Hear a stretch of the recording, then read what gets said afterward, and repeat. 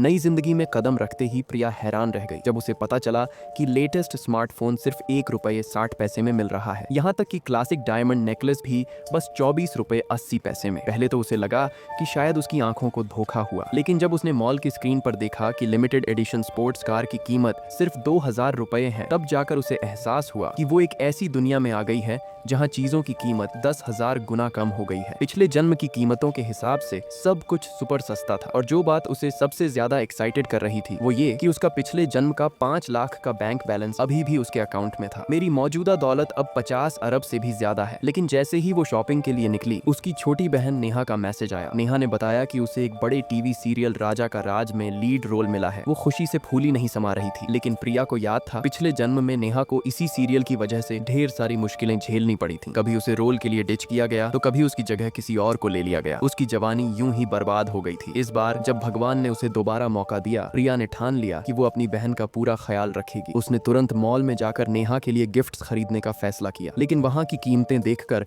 वो फिर से चौंक गई। नया स्मार्टफोन सिर्फ ₹1.98 में, लैपटॉप ₹2.80 में, और यहाँ तक कि टैबलेट ₹5 और स्मार्ट वॉच ₹3 में। अपने अकाउंट में 50 लाख के बैलेंस को याद करके उसने सारे गैजेट्स खरीद लिए। उसने न सिर्फ नेहा के लिए गिफ्ट्स लिए, बल्कि उसके दोस्तों के लिए भी एक एक गिफ्ट खरीदा। उसे पता था कि नेहा थोड़ी शांत स्वभाव की है, इसलिए वो चाहती थी कि उसके दोस्त उसका ख्याल रखें। इसके बाद प्रिया नेहा को लेकर ज्वेलरी स्टोर गई, लेकिन वहां कीमतें देखकर नेहा थोड़ा घबरा गई। एक साधारण डायमंड की कीमत करीब ₹8 थी। नेहा के लिए ये बड़ा अमाउंट था, लेकिन प्रिया के लिए ये छोटी मोटी रकम थी। उसने स्टोर वाले से सबसे महंगा डायमंड रिंग निकालने को कहा। नेहा ने जब रिंग पहनी तो वो उस पर बहुत झंझी, लेकिन कीमत देखकर वो पीछे हट गई।